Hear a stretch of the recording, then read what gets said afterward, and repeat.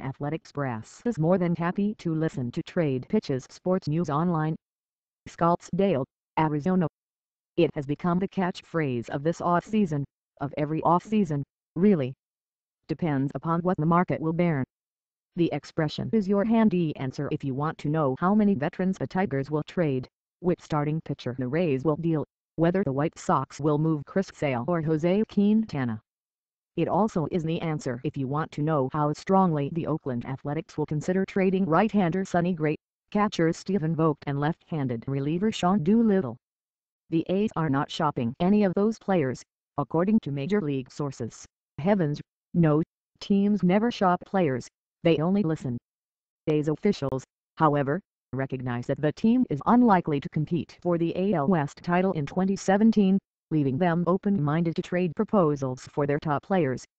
The A's intend to build around a core of talented young starting pitchers, Sean Doolittle, J. Darryl Cotton, et al. The goal of any trade would be to add players at the same level of service or below, increasing the team's depth going forward. Gray, 27, and Vogt, 32, both are under club control for 3 more seasons through salary arbitration. Doolittle, 30, is under contract for $2.6 million next season and $4.35 million in 2018, with options of $6 million and $6.5 million in the 2 seasons after that. The Athletics, even in a thin market for starting pitching, probably would not want to sell low on Gray, who is coming off his worst season, including 2 trips to the disabled list. Vogt also was not at his best in 16, but still has value. His .711 ops was the same as free agent catcher White. Doolittle, meanwhile, could be the price of the group, considering the contracts that Aroldis Chapman, Kenley Jansen and Mark Melancon are expected to command in free agency. True, Doolittle missed more than 2 months with a strained shoulder, but he gradually increased his velocity after returning on September 2, averaging 95 miles per hour in his final 4 outings. The A's can hold him until the non-waiver deadline, gambling that his trade value will only increase, along with Gray's and Vogt's. Or they can add on one or all of them this offseason, continuing a process they started with their trade of left-hander Rich Hill and outfielder Josh Reddick to the Dodgers for Cotton, lefty Frankie Montas and righty Grant Holmes on August 1. Depends upon what the market will bear. For Texas, the more modest approach. The Rangers want to add a starting pitcher, but don't expect them to renew their pursuit of the Rays' available starters, Chris Archer, Jake Odorizzi and Drew Emilia.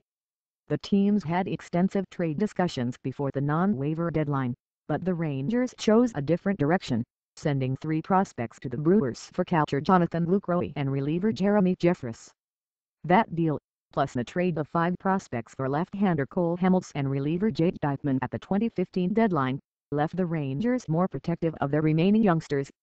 The Rangers also do not appear as motivated as other clubs on free agent starters such as lefty Rich Hill, leaving them likely to add a mid to bottom of the rotation type in some fashion.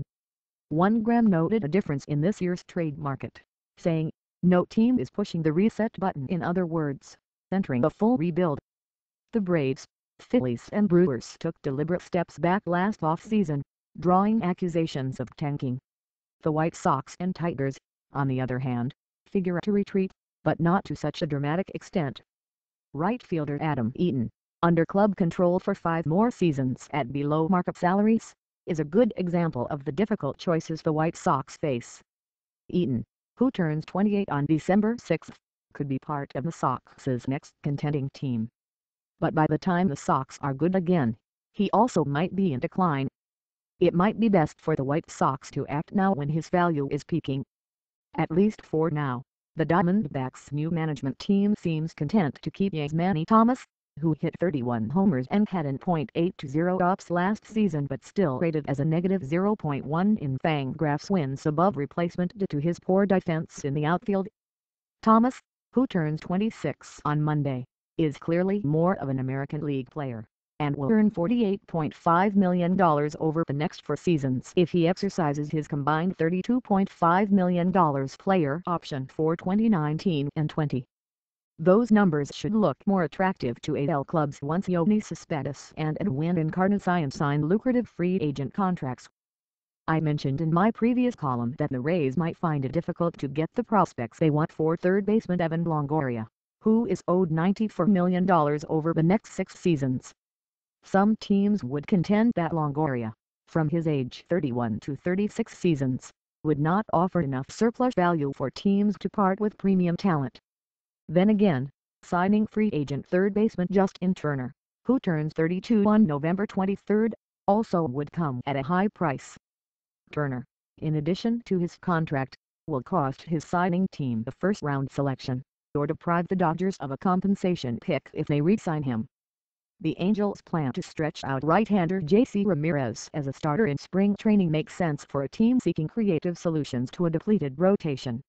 Ramirez, 28, has not started since 2011, but he pitched well for the Angels after they claimed him from the Reds last June.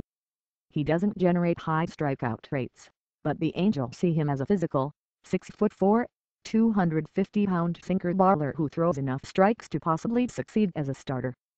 Angels Grambley Eckler was with the Yankees when that club used right-eye Adam Warren as both a starter and reliever in 2015, with impressive results. At worst, the Angels always can return Ramirez to the bullpen,